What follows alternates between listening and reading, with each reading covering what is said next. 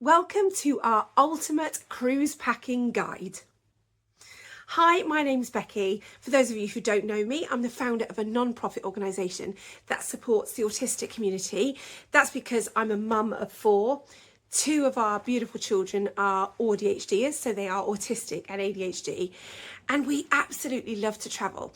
And when you combine all of this, it essentially means that we spend a lot of our time creating content while we're away on holiday, but also sharing hints, tips and hacks on how to have a more restful holiday as a parent carer, and most importantly, how to pack efficiently without stressing out and worrying that you haven't got everything you need. If this sounds like the kind of content for you, then please do consider subscribing to us. On YouTube, we don't post a huge amount, so we're not going to inundate you with things, but we do hope that what we do post is relevant and is going to be helpful for you. Now, before you do anything in the way of packing, getting any suitcases down, looking for clothes, you need to do this. Well, not this physically. I mean, yes, I've made this one. I'm an educator. I tend to make workbooks all the time. But actually, it's having a book that is absolutely jam-packed full of the information that you are going to need in preparation for your upcoming holiday. Now, this video is specifically going to be about cruising, and that's because for us, cruising is our favourite holiday. Having two autistic boys means that it's so much easier for us to pack everything that they need, but it also means that they get to go to sleep and wake up in another country without any of that hideous commute. Everything that we do and everything that we need is plonked into a notebook. Let me show you. Now again, I've created this online and you don't need to do anything anywhere near as intricate, but actually just having a notebook at the front with your itinerary in, so you know how many days you've got, how many formal nights you've got, whether you've got a sea day, in which case you're going to need to take some board games. Trust me, you're going to need them. And it just gives you a little bit of a quick glance, so it makes preparing what you need to take so much easier. We also have a packing list. Now again, you don't have to format it in this way. You could literally just nip down to the pound shop, grab any old empty notebook and write it down. But for me, because I pack for all six, there's a lot of preparation that I need to do, and we have a lot of medicines, a lot of supplements. We'll get to that later. There's a lot of stuff for me to remember, and the only way I can remember it is by making sure that I have got down a lot of detail as to what I need. It's also important to say that actually once you've done this once, when you go on holiday the next time, you can actually just use this as a reference and kind of update it as you go along. So you only really have to do one massive list once, and then you can just adapt it as you go forward. This is also where we list the things that we need to do before we actually get on board. So for some of your speciality dining, we're going to be traveling on the Arvia, and so you're going to need to make sure that you've got your restaurant places booked. And although you can't book your evening table until you're actually on board, if you have speciality dining, you can do that before you even get on board. You can actually book for kids clubs. So if you know that you've got a child who wants to be in the kids club, I think you can do this 2 weeks before you actually get on board. So having it written down, what you need to do and the timeline in which you need to do it, takes away all the stress. I've also made sure that I've written down the onboard activities, whether they're free, whether they're not, because it's important you know these things. And also for me personally, because I spend my life creating content, it's what we do, I've actually found a little space just to have some content creating ideas. It's little things like this that just mean that I'm less anxious and more organised. And rather than spending all my time just running around chasing my tail, I've got a bit of a plan, which makes me feel so much happier. It's also the place that I chuck all my notes, and there are many. I watch lots of YouTube videos. Part of being an autistic family is that we do have to have a lot of preparation, and so we always check the YouTube videos before, and anything I learn from there, I stick in the book. Hence why I'm making this video, because hopefully I can help you. Now, let's talk about packing.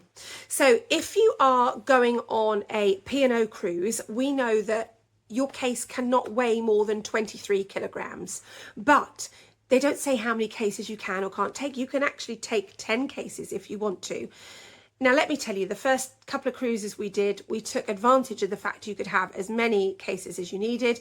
And we took, I don't know, probably about 11 or 12 because there's 6 of us. What a massive mistake that was, because I hadn't considered that actually, yes, we're going to have all this stuff, but there's nowhere to keep it. For those of you who've cruised before, you'll know that even in a cabin with a balcony, there's not a huge amount of space, and there's certainly not enough storage for cases and clothes and things like that. So our aim is to actually reduce the amount we pack, but still making sure that we've got absolutely everything we need. And we do this by having little tips and tricks like this. So things like shampoos, face creams, hairsprays, all of these things for me are an essential. I'm a lady of a certain age and I like to moisturise, because otherwise I am going to look crusty on every single one of my holiday photos, and I don't want that. But likewise, I don't want to fill my case full of massive products. And that's not just because I don't want to take the massive products, but it's actually a cost-effective thing too. And I'll tell you for why. This is my shampoo. I'm not in any way sponsored. I might just hold it that way. I don't want to get into trouble. This is my shampoo. And this is the shampoo that I have used for a long, long time because I'm very, very grey.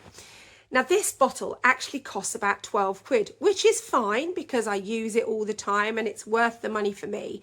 But what happened to me on a previous cruise was that I took this bottle and I put it in a food bag, tied it up because I thought, yeah, if it leaks, it's fine, it won't go anywhere. I hadn't considered the fact that, yes, if it leaks, I'm still wasting all that product. And yes, I had it in my mind that I'll keep the food bag and scoop it out with my hand and wash it. Oh, for goodness sake, my life is too short. So in the end, I essentially probably threw away a tenner just because I took a big bottle. And there's no need for me to do that, because even on a 2-week cruise, I'm going to wash my hair 4 times maximum.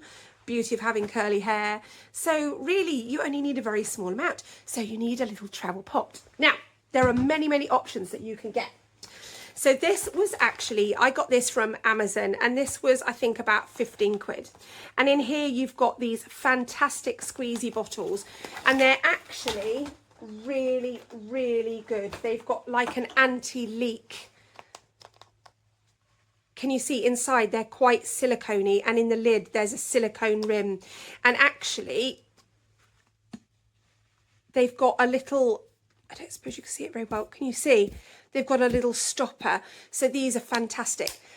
They are more expensive, but they clip on so well. And we have used these, stuck them in the dishwasher, put them back in the bag. I think this is maybe the third, definitely the second time, possibly third time that we've used these. So these are fantastic.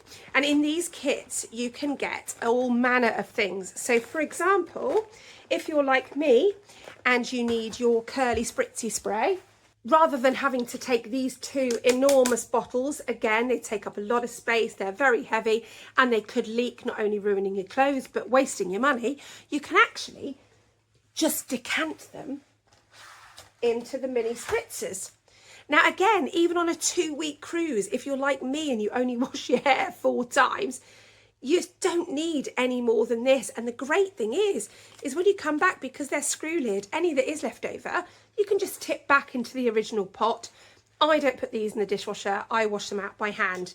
But yeah, they're such a practical thing to use. So instead of me taking this, believe it or not, is the small one. I have got a big one. Instead of me taking this, I'm taking this. There's a big size difference between the two. And again, even on a 2-week cruise, you don't need to have loads of stuff. And you can see it's just flicked off. It's got a little stopper lid as well. So you put your cream inside, got your little stopper lid. I actually put a bit of sellotape over as well for when I'm traveling. And then screw your lid back on. You're good to go. The cheaper version of this you can actually get from the pound shop, and although it's the pound shop, I think it was 3 quid. It's a similar idea, and I have to say it works very well. The spray bottles I actually think are no different really to the ones from the more pricey kit, but I have to say that the dispensing bottles are definitely a lot weaker. I haven't used these yet. I am going to use these for the boys' room. We have to spread over 2 cabins because there's so many of us. I will be using these for the boys' rooms, but they do feel a bit flimsy. I'd be really surprised if these come back with us, to be honest. But actually, for 3 quid, do you really care? Probably not. When you think of all the products you're saving by not wasting, chucking it in a food bag, it's probably worth your spend. And this was another one. And these are actually great. These slightly smaller ones are great for things like your BB cream, your washing up liquid, because you're going to want to, you know, if you're a family like us, you're going to wash things in your cabin. So they're slightly smaller, but they hold quite a lot of liquid. Again, this was from the pound shop, a couple of quid. But if you don't want to spend any money at all, I've got your back. Because if you've cruised before, you'll know that when you order your breakfast, if you have jam and toast, you're going to get these little pots. And I always keep them. My husband laughs because every time we go away, I'm like, I've got more jam pots. These essentially then cost you nothing. You just have to wash them out and clean them. If you could be bothered, you could warm soapy water, soak the labels off. I can't be bothered, it doesn't matter to me. But these are fantastic little pots to put things in. Again, face creams, bronzing pearls. If you wanted to take some bronzing pearls, but without taking the whole pot, you could put them in there. The options are endless. And perfume. I am a perfume lover. I've always loved my scents. And the problem is that I don't always want to wear the same perfume every single day. I like to have a range. I've normally got 3 or 4 perfumes on the go, and they're all fairly big bottles, because if you buy them in a bigger bottle, then it works out economically more sensible. But again, I'm not going to do that on holiday. You imagine if you have your case dropped and you smash perfume, I mean, not only is it going to ruin all of your clothes, but you're literally going to be chucking hundreds of pounds down the drain. Not anymore. I'm not going to give them an advertisement, but this is a little tiny bottle. It is, where are we, 30 mils. And this is from a fragrance company that do high-end dupes. I'm not going to tell you who it is, but they're really good. And the reason I like them is because I can type in the scent that I usually wear. So let's say Tom Ford Lost Cherry, love that. That's one of my favourite perfumes, but I'm not going to take that away. It's too big and it's too pricey if something goes wrong with it. You can actually type in, have you got a dupe for blah, blah, blah, blah, blah, and it will come up with a number, you pay for it. This one cost me 20 quid, smells incredible, and look at the size of it. I can take 3 or 4 of these on holiday and it's not going to affect anything. Let's talk about supplements and medication. Now, before we start, I want you to know that I am not a medical expert by any stretch of the imagination, but I am a mum who has multiple sort of supplement needs myself, and my children have medical needs. And so we actually have to be quite clever in the way that we pack, because not only would we be taking a huge amount of bulk in just our medical kit, but actually it just makes it a lot easier for me to plan. If we know we've got the right amount of days, I always take a couple of extra, etc, etc. Now, my son's ADHD medication, I'm not going to include in this particular packing hack. And the reason for that is because Archie's ADHD medication is a controlled drug. This means that the cruise line have an absolute right, it's never happened to us before, but they have a right to actually examine the medication, make sure that it's right for the person, and they do have the right to confiscate it. Now, we ensure that that doesn't happen to us because we always take a doctor's letter with us. 3 years ago, we paid £25 to our doctor, who actually wrote a little letter, and I think that letter is valid as long as the medication doesn't change. And because Archie is on his medication lifelong, I'm assuming that means that that letter will last him for a lifetime. As I say, no one has ever called us up on it yet, but that's why I don't include his medicine in this particular packing hack, because if we lost any of this stuff, I wouldn't be so bothered. It would be a bit annoying, but it wouldn't be life-changing. Archie needs his meds. So that's something that we don't mess around with and we take very seriously and follow the rules. If you've got any queries, just make sure that you contact your cruise line long before you go, find out what the rules are, because needed medications are allowed on board. Of course they are, you have to have your meds, but they may have different policies on how you carry it on, how you pack it. For example, it may need to be in your hand luggage. So do bear that in mind. So these are just our supplements. Again, I warned you, we are a family of lots of differing needs, and we have a lot of medications, but we also have a lot of supplements. Obviously, I want to continue taking my supplements. I want to make sure that my children have their magnesium and all the things they need, but I don't want to take an enormous, great big basket. It's also important to say that if you are a fellow mounjaro like me, and we will get on to transporting mounjaro later, it's important to take with you your gut health medicine. The last time I went on a cruise, I was as good as I could be, and I smashed it for the most part. But we went to one specialty restaurant, Sindhu, which was, by the way, phenomenal. But my God, my stomach, I suffered that night. Don't forget those, please, or any kind of version. I'm not selling them, just any kind of gut health if you're part of the mounjaro community. So we don't want to be taking all of those medicines. We don't need to. But what we need to do is look at whether we're going away for 7 days or 14 days, count out the tablets we need for the supplements we need for those days, for the amount of people you need, do a bit of basic maths. I leave that to my boys, and stick them in something like this. Now, this is actually a storage box that I got from In Excess, and I think it was literally like £2. I'll open it up for you. I've been saving it for this very moment. Now, this is actually a box for holding your screws and things like that. But who cares? I don't care. No one's going to judge, right? So we unclick. Obviously, you could take your label off. And in there, you've got lots of different segments. You've got plenty of space. A lot of the supplements are going to be very, very small. For example, if you look at my Lion's Mane, look how tiny they are. And I only need 2 of those a day. So you're not going to need a huge amount of storage space for that. So those are absolutely ideal.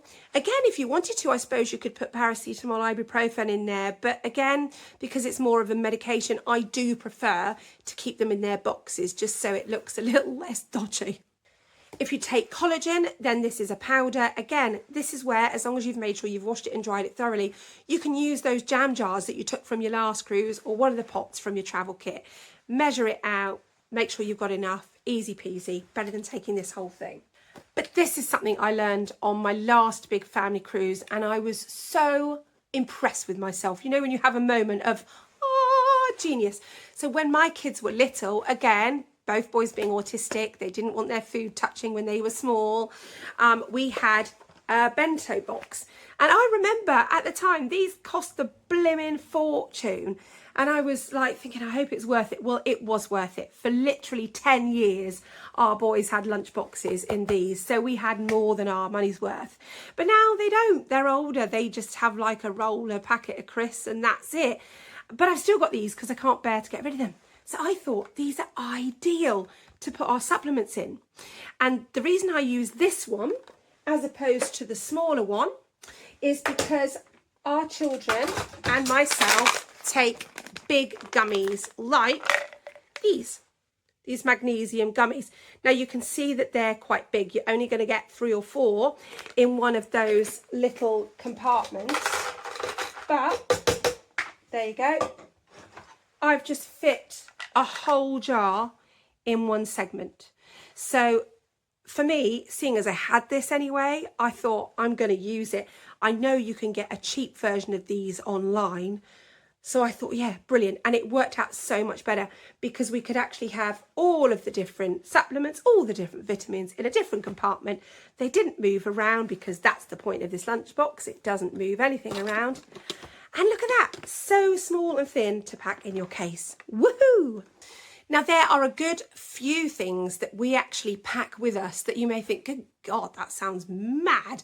But actually it means that once you get into your cabin, again, if you're lucky enough to go for a 2-weeker or even longer, you lucky things, you're going to want to make sure that your cabin feels as homely as possible. It just makes everything a lot more comfortable. Again, particularly when you're going with children and particularly when you're a neurodivergent family like we are, we want to make sure that we've got absolutely everything we need so that we can all have a rest. For heaven's sakes, I know I'm a parent carer, but I want to sit and read a book. And this can be so simple. Things like this, a magnet hook. Now we have had these for, good grief, I think almost 10 years. And these are heavy duty magnet hooks. because obviously cruise walls are magnetic, they're metal shelled. So you can literally stick this on your wall. It means that each child can have a hook for their backpack or bum bag ready to go, their lanyard, if they've got their sunglasses or their fidget toys, whatever, they can each have one hook, which means in the morning when we're saying, right, it's time to disembark, I'm not freaking out and trying to fuss and get everyone organised. I've just chucked it on the hook the night before, it's ready to go. We can get up, have breakfast, come down, unhook all of our belongings, and we're good to go. These are fantastic as well. These little just ordinary flat magnets. You can actually use these to hang your Horizon, if you're going on a P&O, your Horizon paper. If you're going on the Disney cruise, you can actually get a downloaded sheet online.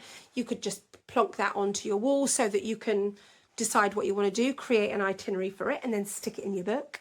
And likewise, these little things. So these are magnety on the back, but clippy on the front. So you can actually hold pieces of paper. For example, if you wanted to go up and get a drink, but your family were elsewhere and you didn't want them to worry because there's no signal on board, you could actually just write a note and pin it to the wall. So at least they know exactly where you are. Making sure you're prepared for sea days where the weather's not great, or the dreaded sickness and diarrhea bug. Unfortunately, a couple of Disney cruises ago, this happened to all of our children. They all got a sickness and diarrhea bug. It was hell, I've got to be honest. It meant that we had to spend 2 whole days in the cabin, and because it was a Disney cruise and it was a bit pricier than the P&O, we didn't even have a balcony. Let me tell you, I was so grateful for my irritating organisational skills because I had stuff in the cabin that we could do. We took some little travel board games, things like Jenga, things like snakes and ladders. Thankfully the telly was good so we could watch some telly. But I also always, now my kids are older, they don't generally colour, but they did when they were poorly on the cruise, take some colouring books and some puzzle books and pencils. You may find if the sea days are beautiful and warm and you're just out and about all the time, and if you're lucky enough not to get ill, that you don't even use these, just chuck them back in your case and take them on the next one. So you may only find you need to buy one every 10 years. But it was so amazing that we had that. Also, take a book. It might be just a small book, or, I mean, you can see I love reading, so I always take 2 or 3 books with me. But I always make sure I chuck 1 book in per kid. But if you're lucky enough, one of those e-readers, you could put hundreds of books in that, even better. Cabin storage can be an absolute nightmare when you've got lots of children like we do. For shoes, we take a collapsible Kallax box and we just chuck it into the case. It is virtually weighs nothing and it takes up no space whatsoever, but it means that we can actually chuck the bucket under the dressing table nook and we can just chuck our shoes in there, which is so much better. And this is new for this cruise. I've got a hanger organizer. Now actually this was specifically when I got it online, it was just for organizing your wardrobe, but I thought this is so good because it's got pockets. I can hang that on the back of my bathroom door or on one of my magnety hooks, and it's somewhere that we can put bits and bobs. It might be that the kids are collecting bits of paper, so, you know, if they scrapbook like mine do, or it might be that you've just got little things that you want to just keep handy, little travel sun creams, for example. You don't want to have to go into the sponge bag or bathroom, you just chuck it in there. So yeah, for a couple of quid, making your life a whole lot more comfortable when you're on board. Not the most glamorous, but absolutely essential. For those of you who've cruised many times, you'll know this, but if you are a first-time cruiser, what you won't know is that cruising, I mean, they are amazing at keeping their rooms clean. But let me tell you, the people who have to keep on top of your cabins have got hundreds of rooms to do in a very short period of time.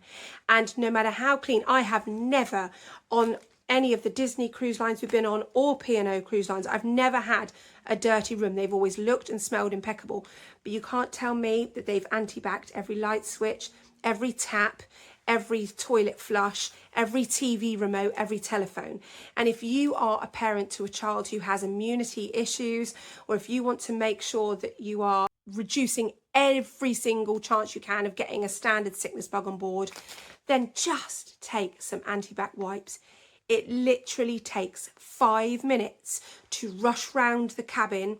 Everyone laughs. They always say, oh, mum's on one, here she goes. I get a couple of wipes and I literally do every light switch, every TV remote, every telephone thing. The kettle, I always wipe the outside, boil it, and then empty the water before we get started. The cups, I do wash them before I use them. I know you're going to be teasing me, but you know what? It helps my anxiety, because if my kids get sick, then their medication doesn't work as well, and it has a whole lot more of an implication than just if my husband got sick. Drinks bottles, these are an absolute must to pack. Now, actually, most people take with them these days, if they're regular cruisers, they'll take water bottles and they'll take mugs for their coffee. But actually, we tend not to bother with the mugs because we cruise in the summer. So half the time I either want juice or wine.